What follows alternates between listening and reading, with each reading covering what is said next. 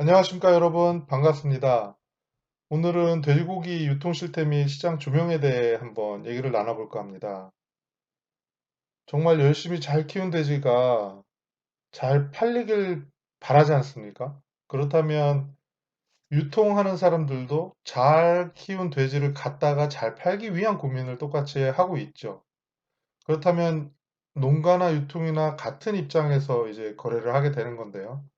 사실은 농가 입장에서 돼지를 잘 키우고 뭐 이제 그 외국인 노동자를 잘 관리해가지고 정말 뭐 잘만 낸다면 돈이 된다.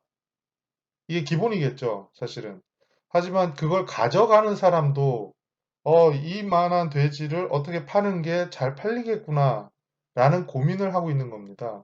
그렇다면 거기에 맞는 이제 돼지를 생산해야 될 거고 잘 키웠다면 그만큼 그런 사람을 찾아서 넘기면 좀 더 나은 가격을 받을 수 있을 거 아니에요? 그러니까 유통을 알아야 그리고 유통시장에서 나랑 맞는 파트너가 누구인지를 고민할 수 있는 거잖아요. 지금 거래하시는 데가 뭐 부족하다거나 아니면 과하다거나 이런 개념이 아니라 그러니까 정말 다양한 사람들이 다양하게 지금 활동을 하고 있을 거 아닙니까? 그럼 그 시장에 대해서 좀 어느 정도는 알아야 나한테 이제 좀 맞는 파트너를 구한다거나 그 시장에 접근을 할 수 있잖아요. 그런 쪽에 대해서 이제 고민을 해보자라는 측면입니다. 돼지고기 유통 실태 및 시장 조명에 대해서 알아보는 과정은요. 우선 최근 돼지고기 소비 형태 변화를 한번 살펴볼까 합니다. 저희가 주로 얘기하고 있는 1인 가구가 많아졌네. 그러니까 소포장 형태로 거래된다고 했죠. 그리고 코로나19로 인해서 이제 비대면, 접촉하지 않는 상태의 어떤 거래 형태가 늘어날 거기 때문에 온라인 거래가 좀 더 많아지겠죠. 그리고 조심을 할 거고. 그렇다면 그런 소비 형태가 그럼 어떤 식으로 변할 거냐? 그러면 뭐 그렇다고 당장 뭐 온라인 쇼핑을 하라는 개념은 아니죠. 그렇지만 그런 고민을 해야 된다라는 거죠. 그러니까 잘 키워서 내 걸 잘 가져가겠지라는 건 너무 아니한 생각일 수 있잖아요. 유통도 그만큼 힘드는 거잖아요. 그러면 유통이 망하면 나도 망해야 된다? 이 개념은 아니죠. 유통은 유통대로 나름 이 시장을 좀 더 도전적으로 개척하려고 노력할 거 아닙니까? 하지만 그게 다 성공을 보장할 수는 없잖아요. 그렇다고 저도 이제 돼지를 키우는 입장에서도 가만히 있을 수는 없잖아요. 소비 형태가 이렇게 변하니까, 나도 좀 더 고민을 해서 그쪽에 맞게 준비를 해야 되는구나, 라는 측면에 얘기를 해보자는 겁니다. 그리고 두 번째는 유통시장에서 그러면 주로 고민하는 것들이 뭐지? 그런 거에 대해서 한번 살펴보려고 하는 거고요. 그리고 이제 유통 실태를 보기에 앞서서 유통이란 건 뭐고, 유통이라는 경로는 어떻게 되고, 그런 경로상에 벌어질 때 어떤 특징이 있는지, 이런 기본 개념을 좀 알아야 될 것 같아요. 그 다음에, 유통 정책은 이렇게 가져왔구나. 단연간에 이렇게 가져오면서 이렇게 지금 형성이 됐구나.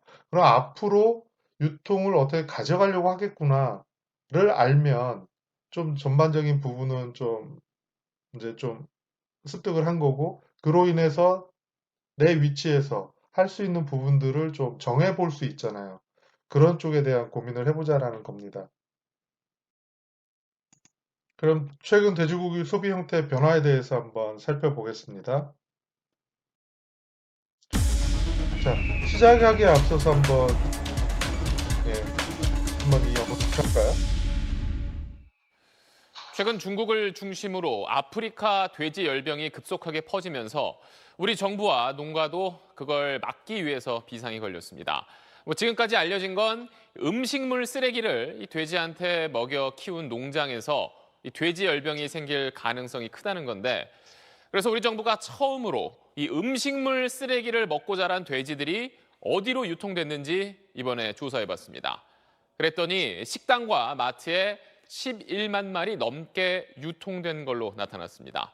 그럼 그걸 먹어도 괜찮은 건지 오늘 이슈 리포트 깊이 있게 본다에서 이 내용 집중적으로 다뤄보겠습니다. 먼저 김관진 기자가 단독 취재한 내용입니다. 경기도의 한 돼지 사육 농가. 입구에 음식물 쓰레기가 가득 담긴 드럼통이 잔뜩 놓여 있습니다.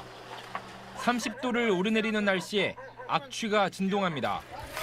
종이와 플라스틱 같은 이물질도 잔반과 뒤섞여 있습니다. 또 다른 사육 농가는 다리 밑에 울타리만 쳐놓고 돼지를 키우고 있습니다. 이런 무허가 영세 사육 농가는 잔반 먹이의 주된 소비처입니다. 잔반을 먹여 사육한 돼지는 도축장을 거쳐 공판장 경매를 통해 팔려나갑니다. 문제는 이 과정에서 사료를 먹여 키운 돼지들과 뒤섞인다는 것. 어떤 돼지가 잔반을 먹여 키운 건지 구분하지 않습니다. 사료 돼지하고 좋지 못한 먹이를 급여한 돼지를 아무 정보 없이는 그 두 가지를 구분해내기는 굉장히 어렵습니다. 농식품부 조사 결과 잔반 돼지 사육 농가는 전국적으로 250여 곳, 돼지는 11만여 주로 파악됩니다. 절반 가까이는 회사 구내 식당이나 일반 식당으로 납품되고 소규모 정육점이나 대형마트로 풀리는 양도 상당한 것으로 확인됐습니다. 대학가에 있는 저렴한 식당이나 무한 리필되는 그런 고깃집들이 있잖아요. 그런 데로부터 이루어지는 걸로. 잔반을 먹여 키운 돼지는 고기의 산패가 빠르고 냄새가 많이 나는 것으로 나타났습니다. 고기의 탄력이 부족해 흐물거리는 특성 때문에 생고기 유통은 어렵고 마트에서 주로 양념육으로 팔리는 걸로 알려졌습니다. 인체에는 유해하지 않더라도 질이 떨어지기 때문에 그 정보가 소비자에게 공유돼야 합니다. 현행 돼지고기 이력지로는 출하 농가와 유통 단계만 확인이 가능하고 잔반으로 키운 돼지인지 소비자가 파악할 방법은 없습니다. SBS 김관진입니다.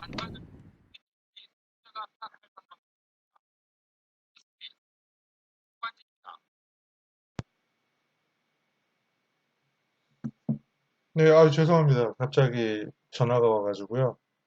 어, 어떠신가요? 이 본 내용을 살펴보니까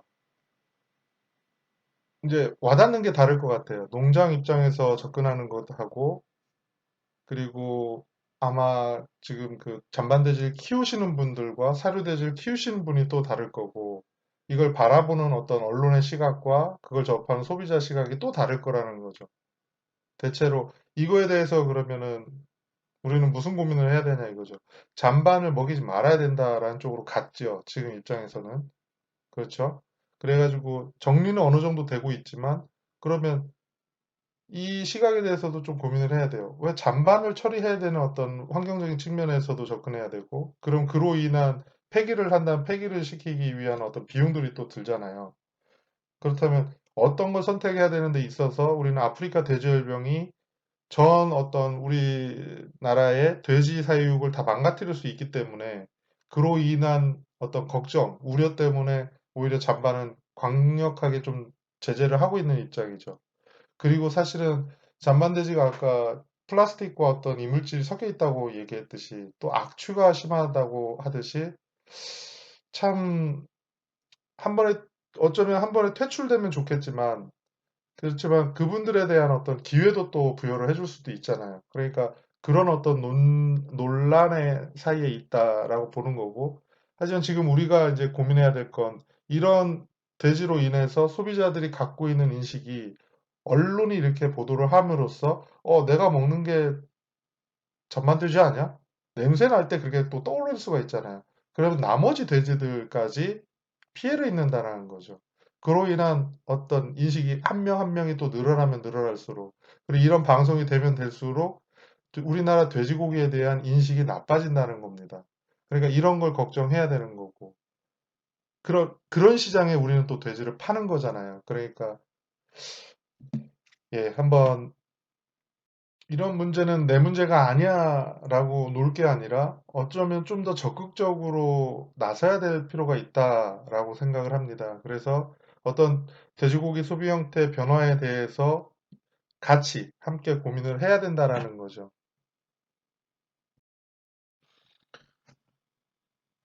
시작하기 앞서서 소비자들이 소, 돼지, 닭, 오리 중에서 어떤 고기를 가장 선호할까요? 뭐 당연히 아실 겁니다. 바로 돼지고기죠. 네.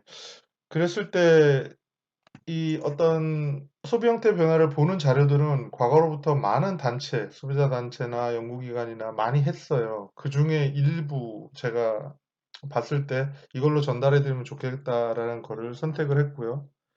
그랬을 때 육류의 구입 빈도를 한번 본 겁니다.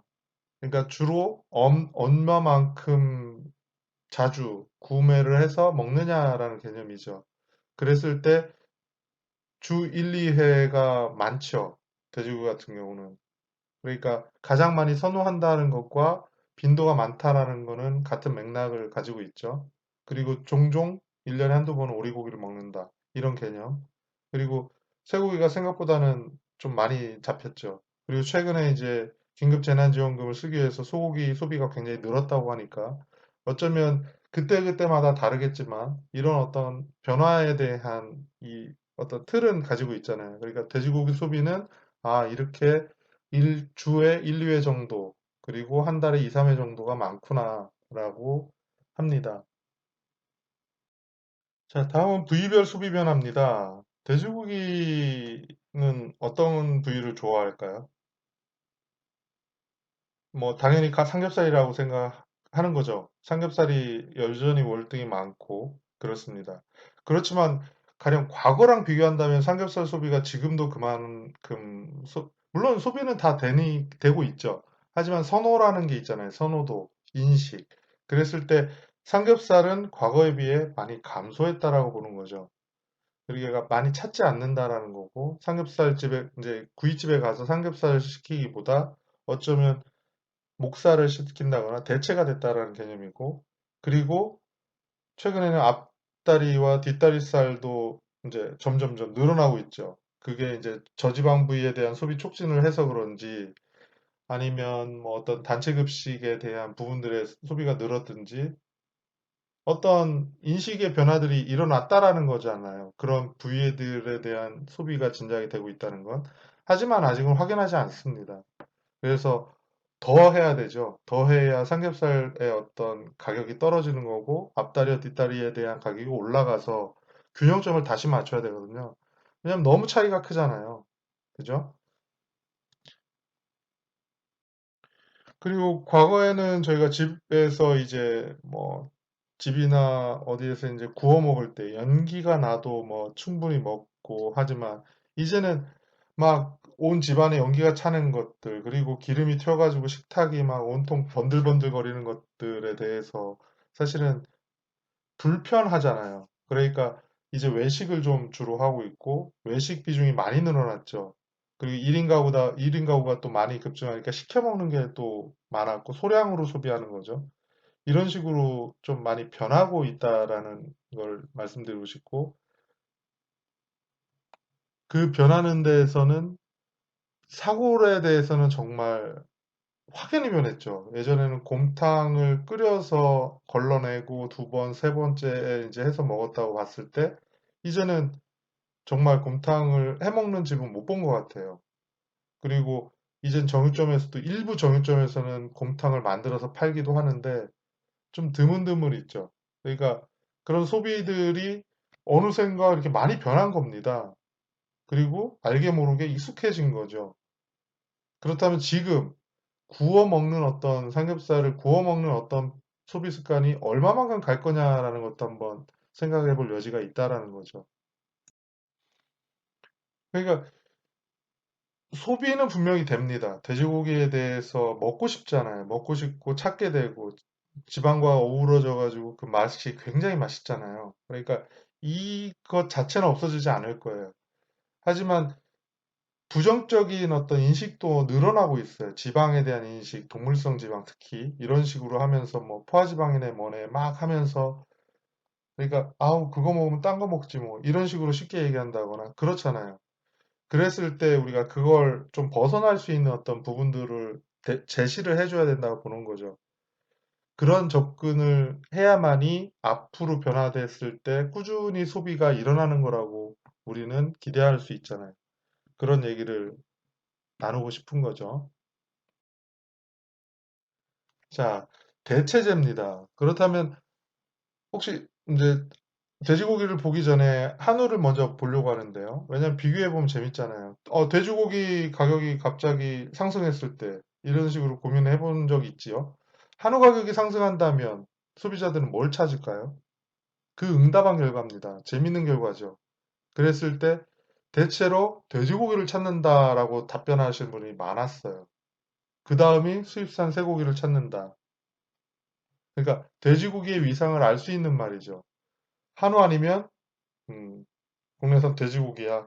이렇게 얘기한다는 거죠. 그리고 일부 양을 줄이면서 한우를 사겠다라는 것도 일부 있죠. 이건 유념해 둬야 된다는 겁니다. 주일망정 한우를 소비하겠다. 돼지고기를 사지 않겠다라는 어떤 의지잖아요. 자, 그렇다면 반대로 돼지고기가 가격이 상승한다면 소비자가 과연 어떻게 움직일까요? 한우로 갈까요? 그랬으면 좋겠죠. 사실은. 하지만 그렇게 가지 않는다라는 겁니다. 가장 먼저 유념해야 될 거는 돼지고기 가격이 상승하면 그냥 양을 줄여버릴 거야. 구매하는 양을 줄여서 그냥 돼지고기를 소비할 거야 라는 게 많아요. 그 다음에는 대체로 닭고기로 가다는 거죠. 닭고기로. 그리고 일부 수입산으로 움직인다는 겁니다. 여기서 또 이제 주의해야 할 점은 국내산 돼지고기를 가격이 올라가면 수입까지 가는 거네. 수입 쇠고기나 돼지고기를 고민하는 거네. 물론 양적으로 보면 닭고기를 먼저 찾겠지만요. 하지만 돼지고기를 먹고 싶은 것과 닭고기를 먹고 싶은 건 이 맛이나 이런 거에 대해서 좀 다르잖아요. 그러니까 어쩌면 저희가 좀 긴장해야 될 건 수입산으로 옮겨갈 수 있겠구나라고 걱정을 해야 될 거라고 저는 생각하는 겁니다. 자, 그러면 국내산 돼지고기를 선호하는 이유를 물어봤죠. 당연히 맛있다라는 거죠. 당연히 맛있어서. 그리고 신선해서, 위생적이고 안전해서. 자, 여기서 이제 생각을 해야죠. 위생적이고 안전하다라는 거에 대해서 많은 불신들이 쌓일 만큼 가축 질병이 발생을 많이 했죠. 그렇죠? 그랬을 때 이제 이 부분이 좀 이제 안 된다면 우리가 이제 이건 주의해야 될 점이고요. 그리고 신선한 건 사실은 농가 입장에서 할 건 없죠. 유통해서 얼마만큼 신선하게 관리하면서 냉장 보관했다가 잘 파느냐의 문제니까. 근데 맛에 대해서는 사실은 얼마만큼 잘 키워냈느냐가 굉장히 중요하잖아요. 그렇죠? 그러니까 이 맛은 어쩌면 사육에 담보돼 있죠. 그리고 일부 이제 도축 과정과 운송 중이나 보관할 때의 맛의 품질의 변화가 올 수는 있지만 대체로 이 잘 키운 돼지 거기에서 맛이 나온다고 본다는 거죠. 그러니까 경쟁력은 결국 농가가 할 일은 맛을 내는 거고 맛을 내기 위해서 고민을 많이 해야 되는데 지금 좀 뭐라고 할까요? 그러니까 1등급 이상이 많이 나오지 않는 그러니까 규격돈을 생산해내지 출하를 하지 못하는 어떤 분들은 그러니까 맛을 고민할 수가 없는 거죠, 현재. 이제 키우기 급급하니까. 그러니까 어쩌면 소비자는 맛을 찾는데 농장 입장에서는 이게 출하하기 바쁜 그러니까 여기에 간극을 이해하시겠나요? 그러니까 소비자는 맛있는 돼지고기를 찾는 거고 농장은 출하하는데 급급한. 뭐 당연히 출하하면 맛있다라고 한다면 저도 할 말은 없지만요. 자, 여기서 한번 비교를 해볼까요? 수입산 돼지고기를 선호하는 이유는 뭐지? 완전 다르죠? 그죠? 그러니까 극명하다는 겁니다. 우리나라 돼지를 굳이 그 가격을 주고 산다면 맛을 찾는 데 있는 거고, 맛을 찾기 때문에 맛을 내기 위해서 잘 키워야 되는 거고, 그렇죠? 안전하게. 그 다음에는 수입산 돼지고기는 맛보다는 가격을 월등히 본다는 겁니다. 싸니까 먹는 거지 뭐. 그리고 뭐 괜찮지 않겠어? 그리고 양껏 먹을 수 있잖아요. 그러니까 이런 개념으로 하는 거고 외식 비중이 늘어난 상황에서는 대부분 프랜차이즈 업체에서 국내산 돼지고기를 쓸 수가 없잖아요. 그러니까 목전이나 앞다리를 해서 양념을 해가지고 전국으로 이렇게 프랜차이즈를 해가지고 소비가 월등히 많아졌잖아요. 그러니까 수입량의 앞다리살이 더 많아진 이유가 그런 소비 수요처가 있으니까 삼겹살을 앞질렀잖아요. 그러니까 수입산 돼지고기는 저렴한 걸 가져와서 바람을 불게 할 수 있다라는 개념이에요. 근데 국내산 돼지고기는 과거에는 구이집이 좀 있었어요. 그 골목 식당마다 구이집이 한 5군데, 6군데는 있었거든요. 뭐 양탄처럼 뭐 연탄에 뭐 태워서 이제 이렇게 구워 먹기도 했고. 근데 지금은 생각보다 많이 없어졌습니다. 2군데, 3군데 정도밖에 없고요. 체감상 많이 줄었다는 거죠. 반수 이상 줄었고 그 시장을 뭐 족발이라든지 아니면 양꼬치집이라든지 이런 집들이 이제 바뀌었죠. 그쪽으로. 그러니까 그 시장이 변하고 줄어들므로 인해서 돼지고기 소비처가 줄은 거잖아요. 그러니까 돼지는 계속 생산을 하려고 하고 맛있게 내도 그걸 접근할 수 있는 방법이 없다면 그것 또한 문제지 않습니까? 그러니까 참 다양한 고민들이 필요한 거예요. 그리고 아까 말씀드렸듯이 국내산 돼지고기가 가격이 상승하면 닭고기를 먼저 찾지만 수입산 돼지고기나 쇠고기에 대한 수요도 있다. 가격이 저렴하니까. 그렇죠? 그리고 가격이 저렴해서 먹다 보니까 의외로 괜찮네 할 수 있는 거예요. 냉장육도 많이 들어오고 있거든요. 그러면은 퓨처 차이가 없네? 라는 순간 이제 빼앗기는 겁니다. 그렇게 시장이 이제 수입산이 차지하는 비중이 넓어지는 거죠. 안 그래도 외식에서 이제 좀 마음껏 먹으려고 하면 그런 식당을 찾아가는 거고 그 식당에서 먹어보니 아이들이 좋아하고 마음껏 편하게 먹잖아요. 그랬을 때 가격을 그만큼 지불을 하고 만족을 했으면 또 가잖아요. 거기서는 계속 소비가 일어날 거 아닙니까? 근데 국내산 돼지고기는 가서 양껏 먹으려고 해도 힘들잖아요. 그런 데가 있나요? 어쩌면 대부분 구이집은 고가 전략을 취하고 있어요. 비싸요, 일단. 가면은 이제 한 가족이 갔을 때 기본 돼지고기를 먹으면 2, 30만 원 생각을 해야 됩니다. 저희 집이 많이 먹어서 그런지 몰라도 그만큼 비싸요. 삼겹살과 목살과 뭐 이렇게 좀 섞어 먹으면. 그러니까 그런 시장들이 이제 대항해서 수입육을 주로 하는 이제 편하게 먹는 집들, 그리고 국내산은 좀 고가 전략을 취한 그런 집들, 경쟁이 붙어 있는 거죠. 양분돼 있다라고 보는 거죠. 그러니까 어떤 식으로 이제 경계가 무너지고 이제 가까워질지 아니면 이게 극명하게 또 갈릴지 보는 거지만 누구나 다 고가의 삼겹살을 팔 수는 없기 때문에 시장이 좁죠. 저변을 확대하려면 일단은 가격이 좀 저렴한 상태에서 전국으로 확산이 돼야 되잖아요. 그런 쪽에 대한 고민을 좀 같이 해야 된다라는 거죠. 자, 여기서 한번 소비 형태 변화의 주안점, 그러니까 주된 관심사를 한번 볼까요? 뭐를 좀 갖추고 봐야 될지. 예, 처음 주제는 육류 소비 패턴입니다. 그러니까 육류 소비 구매 패턴은 제일 먼저 봤죠. 소비자들 육류를 한 달에 주로 2, 3회, 두세 번은 산다는 거예요. 근데 조금 중산층 정도 이상 되면은 사실은 고기 반찬이 빠지진 않을 겁니다. 아이들을 키우는 집일수록 매 끼에 어떤 식의 고기는 올라올 겁니다. 그게 돼지고기일지, 오리고기일지, 뭐 닭고기일지 모르겠지만 하루로 따진다면 분명히 하루에 한 번은 뭔가 고기를 먹을 겁니다. 순댓국을 먹을지, 뭐 그렇죠. 구워 먹을 수도 있고 다양한 어떤 형태의 이제 소비는 되는 거죠. 하지만 구매로 본다는 건 가정에 가서 이제 먹는다는 개념이기 때문에 한 달에 2, 3회 구입한다는 개념으로 보는 거죠. 그래서 이제 가족 행사를 한다거나 이제 반찬으로 이제 먹는다거나 이런 개념이고 일회 구매 시는 600g 단위에서 300g 단위로 이제 넘어가고 있다는 거죠.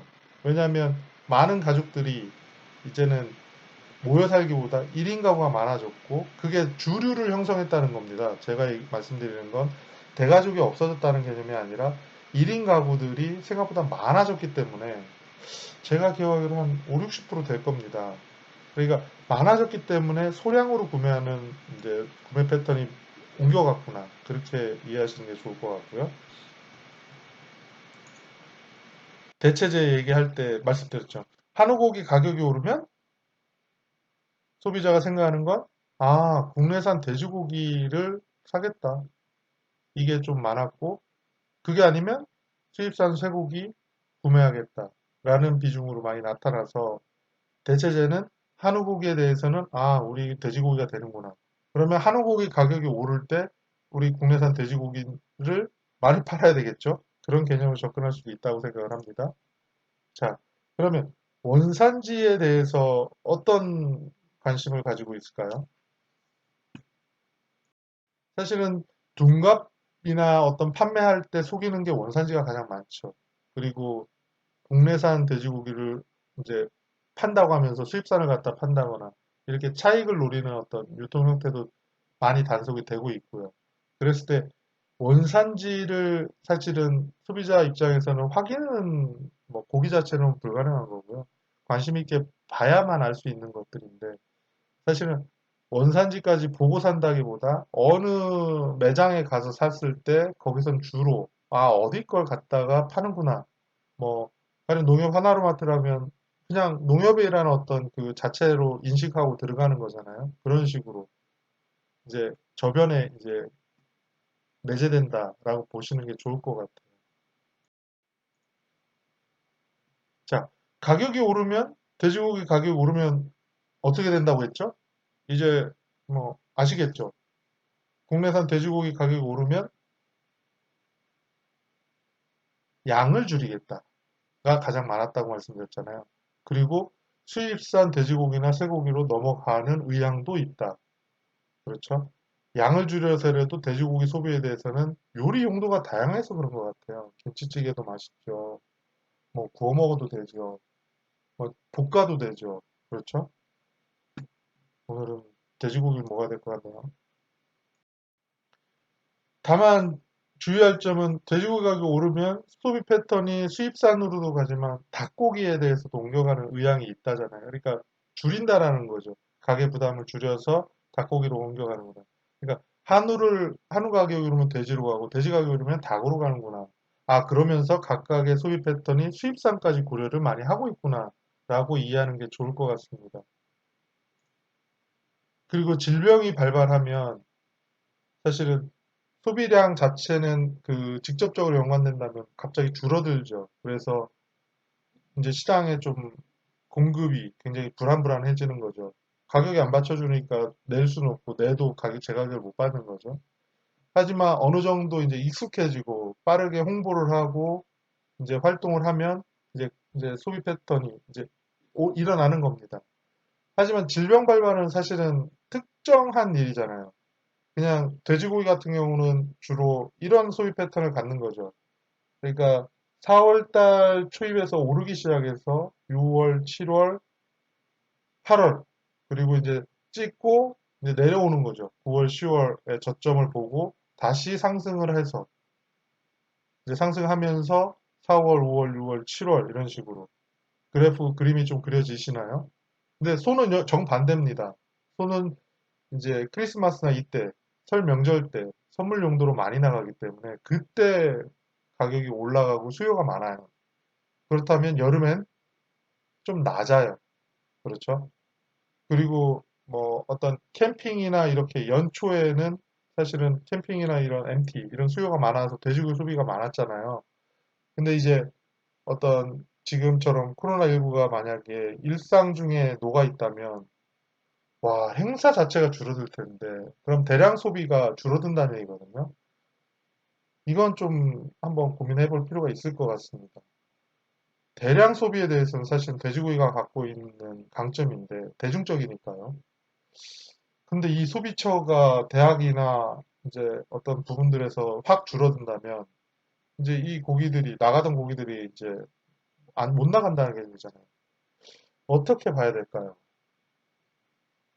그리고 외식도 사실은 외식 비중은 많이 급성장하다가 이제는 마스크 쓰고 만나야 되고 이런 상황에서 외식도 한 자유롭지 못하잖아요.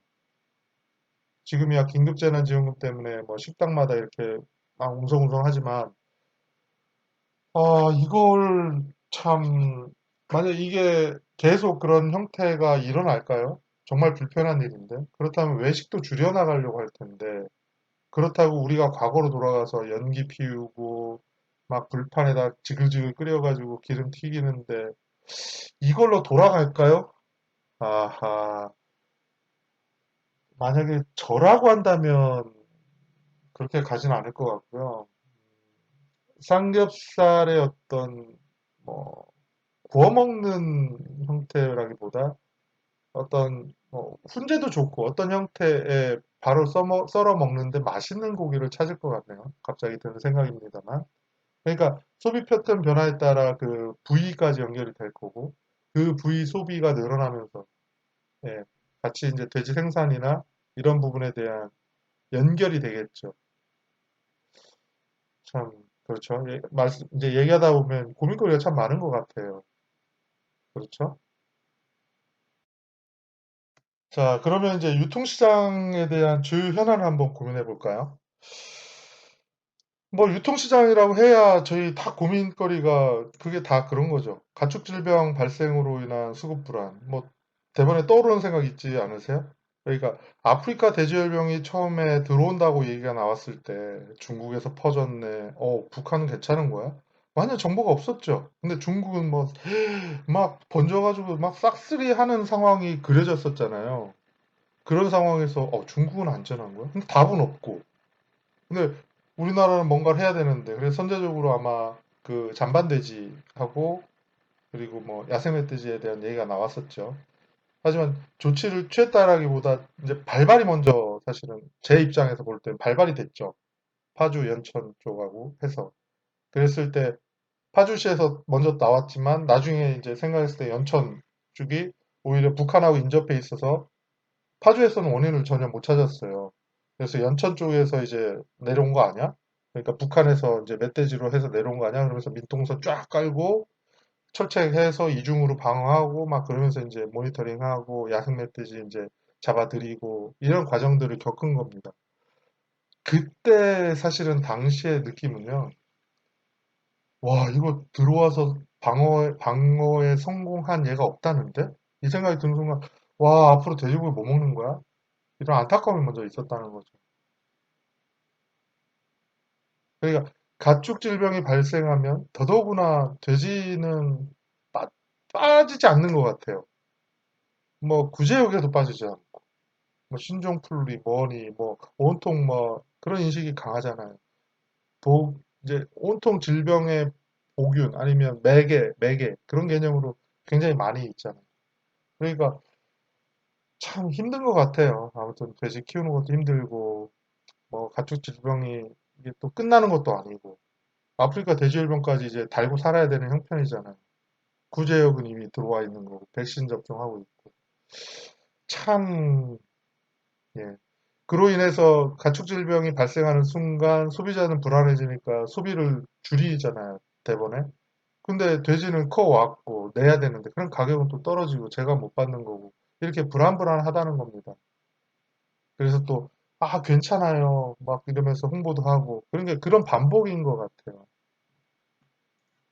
자, 두 번째는 사료값 증가로 경쟁력이 약화됐다. 굉장히 힘드시잖아요. 사실은 과거에 비하면 사료값이 차지하는 게 생산비에서 많이 높아졌잖아요. 그러니까 이렇게 그- 이 경쟁력이라는 건 주로 수입산과 비교할 때의 경쟁력을 얘기하는 거죠. 수입된 돼지를 우리가 가격이든 품질이든 좀 경쟁해서 우위에 서야 되는데 이렇게 좀 사료값이 올라감으로 인해서 우리는 더한 부담이 됐죠. 그리고 정보의 왜곡 현상이 심하다. 그러니까 심화가 됐다. 그러니까 사실은 인터넷이 발달하고 이제 전반적으로 싹 퍼지고 또 카톡처럼 어떤 이제 소통이 굉장히 원활해지는 순간을 맞이했잖아요, 우리는. 정말 없어서 모르는 게 아니라 뭘 골라서 이제 들어야 되고 이게 진짜야? 가짜야를 구분해야 되는 시대잖아요. 그랬을 때 언론에서조차 뭔가를 떠들었는데 그 떠든 내용이 이제 물음표를 찍을 때도 있단 말입니다. 언론을 믿고 보는 게 아니라 뭐야? 그러니까 모 방송국에는 팩트 체크라는 게 또 나왔잖아요. 그러니까 이게 이 정치 성향에 따라 언론도 좀 아와 어를 다르게 얘기하고. 그러니까 우리가 또 인터넷 찾아보면 또 언론마다 그 논조가 또 다르기도 하고. 심지어 방송에 나온 얘기가 어쩌면 좀 너무 노골적으로 그쪽을 보여줘서 이제 곡해하게 만들고. 그런 정보들이 어쩌면 부정적으로, 굉장히 많이 부정적으로 좌우하잖아요. 그래서 그런 얘기들이 우리한테 이제 현안이다라는 말씀을 드리는 겁니다. 특히 축산 쪽에 대해서는 부정적 인식이 굉장히 많이 깔려 있어요.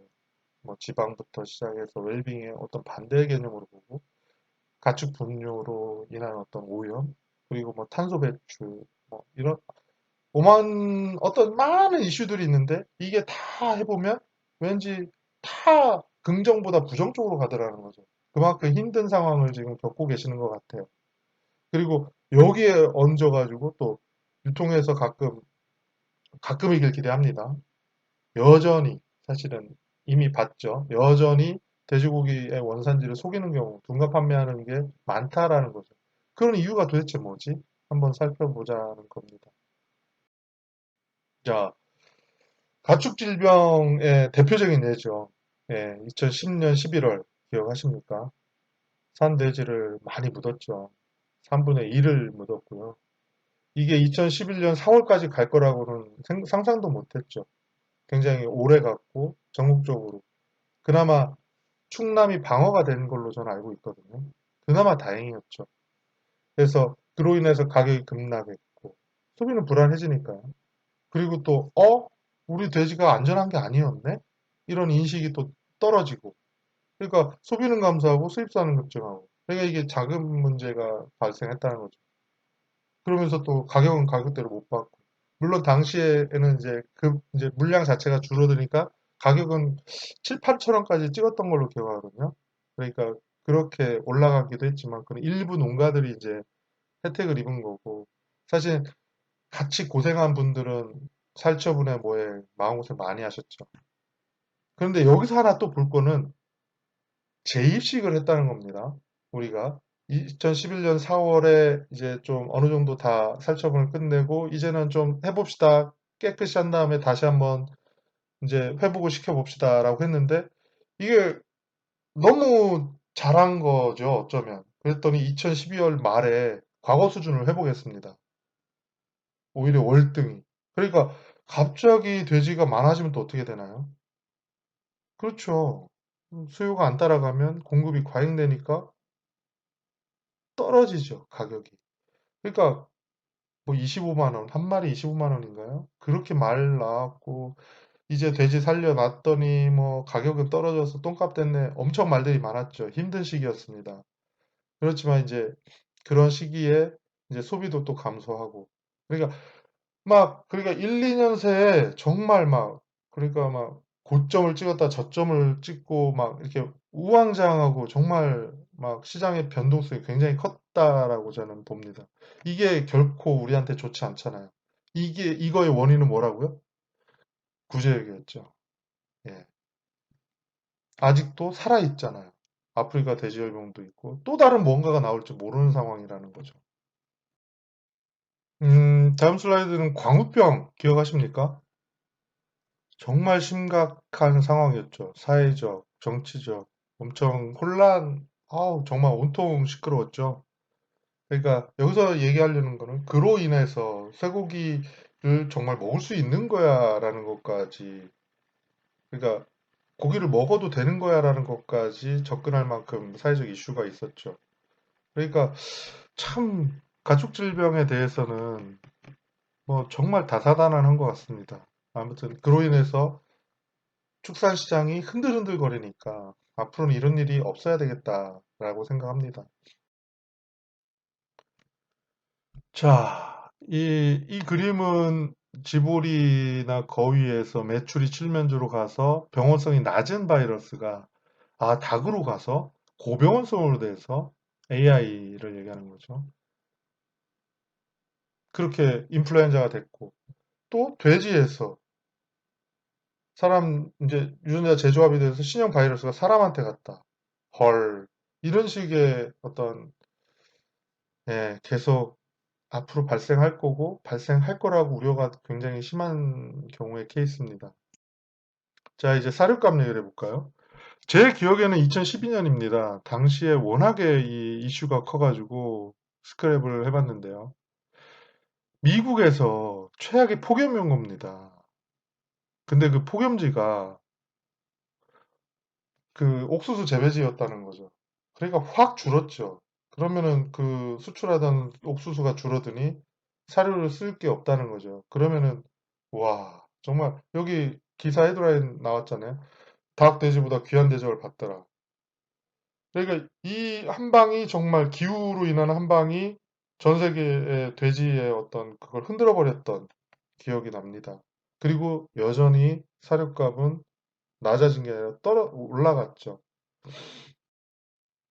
당시 미국의 그림이고요. 이 점점점이 소의 어떤 사육시설, 사육지를 말하는 겁니다. 비육지죠.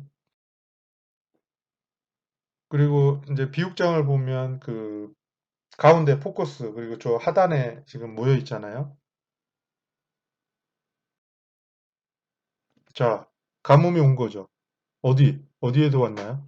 지날수록 극심한 가뭄 피해를 본 데죠. 아시겠죠?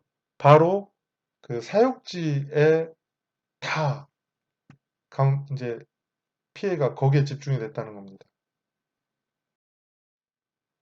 그래서 당시에 생산량도 줄면서 수출량이 확 줄었죠. 그러니까 이제 전 세계적으로 문제가 심각했던 거죠. 사료를 구할 수 없으니 지금은 저보단 더 잘 아시겠네요. 그러니까 사료도 자급자족을 해야 되는지 참 메리트를 어떻게 잡아가야 될지 참 고민이 많은 부분입니다. 네, 이제 당시에 배합사료 가격 추이를 한번 본 건데요. 2000년도에 뭐 314만 하던 게 2012년에 644원. 물론 꾸준히 상승하고 있던 걸로 볼 수도 있지만 정말 예, 많은 부분들이 이제 부담으로 작용하고 있는 거죠. 이걸 한번 지육 가격과 비교를 해봤어요. 돼지 경락의 어떤 지육 가격이 이제 오르내리는 중에 가격을 4,000원대에 2013년에 보였잖아요. 구제역으로 인해서 7,000원, 평균 가격이니까 7,000원대를 찍었던 가격이 4,000원대에 회복이 됐어요. 근데 배합사료 가격 보십시오. 300원대에 있던 게 600원대로 확 올라갔잖아요. 그리고 지금 이제 가격을 본다면 더더구나 그 부담감이라고 표현할까요? 그렇다면 이제 향후에 생산비 중 사료비 비중을 어떻게 낮춰야 되느냐. 낮춰야만이 이제 들어가는 비용을 줄이고 그로 인한 이제 이윤을 추구할 수 있는 거잖아요. 그러면 그로 인한 아니면 거꾸로 사료값이 반영된 적정한 지유 가격은 얼마냐. 이런 고민들. 그리고 이제 이게 시장 가격이 경락에서 결정되면서 중도메인들이 이제 가격을 찍을 때 사료값을 고민하지는 않지 않습니까? 그냥 자기가 가져가서 팔 거를 고민하는 개념이죠. 그러니까 나는 이 정도 받아야 돼라는 어떤 소명이라고 할까요? 전달? 그러니까 그런 상황들이 좀 매개가 이제 서로 연결이 되면 좋겠어요. 제가 볼 때는. 농가는 농가의 사정이 있어도 그거는 그냥 뭐 난 몰라라 하는 경우도 있을 것 같아요. 그거에 대한 관심이 없잖아요. 이걸 사가는 사람들은 그냥 돼지 자체에 대해서 내 사정으로 사는 거잖아요. 그게 아니라, 아, 돼지를 키울 때 이만큼 들어가는구나. 적정. 그러니까 가격이라는 메리트를 좀 줘보자라는 거죠. 그렇죠. 제가 꼽은 정보의 왜곡 현상에 대해서는 요걸 말씀드리고 싶어요. 그러니까 우리는 유통 단계가 굉장히 많다라고 표현하는데 언론에서 이제 이렇게 표현했죠. 호주는 뭐 2단계밖에 안 돼. 근데 단계가 길면 길수록 비용이 저렴해. 3,000원이 9,000원에 팔았으니까 뭐, 뭐 얼마 안 된다라고 보는 거죠. 근데 우리나라는 6,000원이 3만 원이 되니까 그죠? 더 많다. 크다라고 보는 개념이잖아요. 근데 이걸 가지고 유통 단계로 표현을 했다는 거죠. 좀 나눠줘야 되는데. 여기에서 보듯이 우시장에 가는 경우도 물론 있지만 일부죠. 도축장은 무조건 가죠. 도축장과 경매장, 가공장이 저기 호주에서 보는 사육, 도축, 가공, 도매, 통괄업체 이렇게 표현돼 있잖아요. 물론 통과를 하면 하나의 이 운영체제로서 서로 간에 이제 주고받는 이제 상거래가 발생하지 않는다라고 보는 개념이죠. 그로 인한 이윤이 이제 합쳐서 누리니까 각각의 붙는 이윤을 이제 통합한 거잖아요. 그러니까 좀 가격에 메리트를 가져간다라고 보는 거잖아요. 근데 우리나라를 예를 들면서 도축장, 경매장, 가공장을 표현했는데 사실은 우시장도 일부가 이제 뭐 문정거래를 통해서 사와서 이제 파는 경우 이제 도축을 의뢰하는 거지만 도축장이 사실은 이 단계에 들어갈 이유는 없죠. 왜? 식유 이제 도매상이나 식유 포장 처리 업체를 이제 종사하시는 분들이 농장에서 소를 사다가 의뢰를 하는 거잖아요. 그러니까 단계에서 빠져야 맞죠. 그분들한테는. 그리고 만약에 경매 시장이라고 한다면 경매로 일어나는 게 소에서는 좀 많지만 돼지로 본다면 지금 한 6% 되나요? 6%를 가지고 단계를 늘렸다? 이거는 말이 안 된다라는 얘기잖아요. 그러니까 이런 게 없다라는 게 아니라 이렇게 표현하면 안 된다라는 얘기를 하고 싶은 거예요. 가격에 뭐 이 가격은 액면가는 맞겠죠. 하지만 이렇게 가격이 형성될 수밖에 없는 구조, 이 구조 자체에 관심을 가져야 되는데 지금처럼 단계적으로 표현했을 때 이건 다 아닌데 옵션 부분을 집어넣는다거나 돼지 시장처럼 뭐 전체 시장은 그냥 농가와 이제 유통, 도매상이라고 표현할까요? 여기서 표현한 대로하면 도매상과 계약 관계에 의해서 파는 관계잖아요. 그냥 중간 관계는 다 없어요. 그럼 벌써 1단계잖아요. 그리고 소매상에 가고.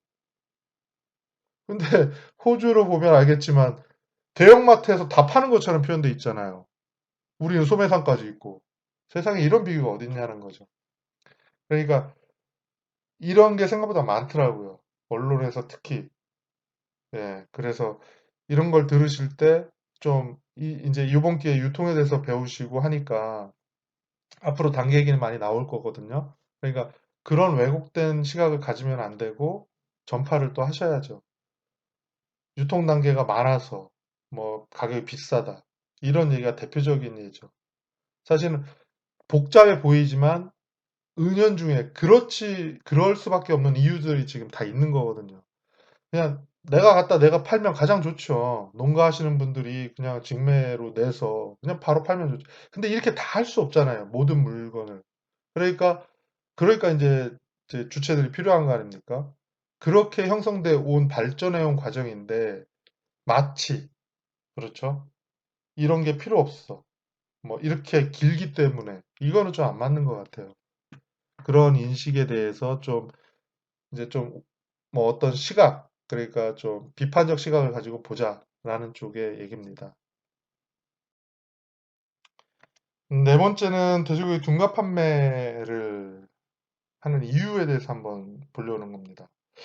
이게 그죠? 엎친 데 덮친 격이라는 표현이 맞는 것 같아요. 가축 질병이라든지 동물성 지방이라든지 웰빙, 왠지 웰빙 하면 왜 우리 축산하고 거리가 있는 것처럼 됐는지 모르겠는데 되게 웃기죠?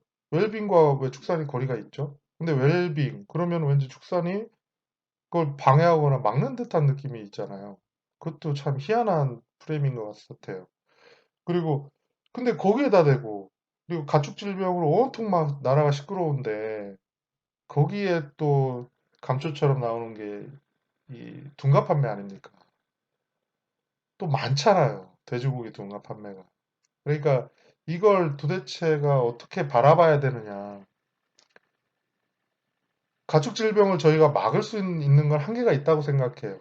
그럼 둔갑판매도 정말 그렇게 시각을 가져야 되는지 아니면 정말 근절하기 위해서 좀 크게 해야 되는지 점점 양형은 점점 세지더라고요. 사실은 신문지상에 보고 제가 깜짝 놀랐는데 그러니까 정말 이제는 하지 말아야 될 거를 안 해야 되는데 이로 인해서 피해를 소비자 인식이 이제 이런 게 언론에 자꾸 나오고 그러면 소비자는 아이고 저거 믿겠어? 이러면서 믿겠어라는 말이 나오는 순간 사실은 안 그래도 아까 말씀드렸잖아요. 돼지고기를 만약에 비싸지 않고 만약에 돼지고기 국내산 돼지고기를 안 먹을 건 뭐 할 거야? 라고 했을 때 자연스럽게도 닭고기로 갔지만 이건 가격에 대한 문제였잖아요.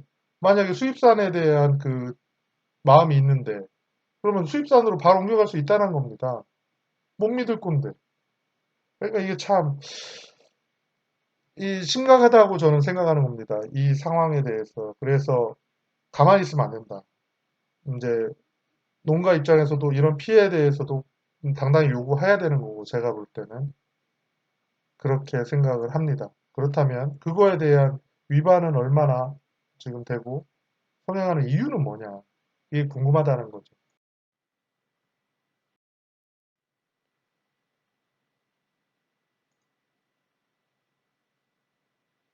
자, 엄청 많죠. 그죠? 뭐 우측 하단에 보면 사실은 뭐 표시 적발 실적이야 좀 줄었다고 보지만 그게 중요한 게 아니라 돼지고기의 적발이 두 번째, 배추김치에 이어 두 번째로 높다. 여전하다라는 게 더 관점을 둬야 되겠죠. 도대체가 아이고 참 그렇죠. 심각한 상황인 것 같습니다. 그래서 파악을 해봤더니 그 이제 어떤 연구에서 나온 겁니다. 둔갑 판매를 하는 이유.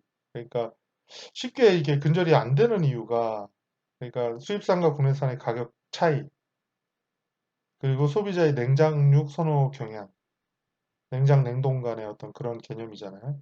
그리고 수입 냉동육의 국산 냉장육 둔갑 판매를 서류로 확인하기 어렵다. 그리고 해동, 진공 포장, 박스가리 등에 의한 유통기한 불법 조작이 용이하다. 단속 인력의 전문성이 부족하다. 그리고 위반 사범에 대한 처벌 수준이 미약하다. 이런 얘기들을 들었습니다. 아우, 참, 강의하다 보니까, 예, 시간이 또 이렇게 많이 됐네요. 유통 개념이나 어떤 그런 부분을 좀 접근을 같이 하려고 했는데요. 그건 다음 시간으로 넘겨야 될 것 같습니다. 오늘 시간은 여기서 마치겠습니다. 예, 감사합니다. 보다 자세한 내용은 블로그에 있으니까요. 참고하시기 바라고요. 예, 다음에 뵙겠습니다.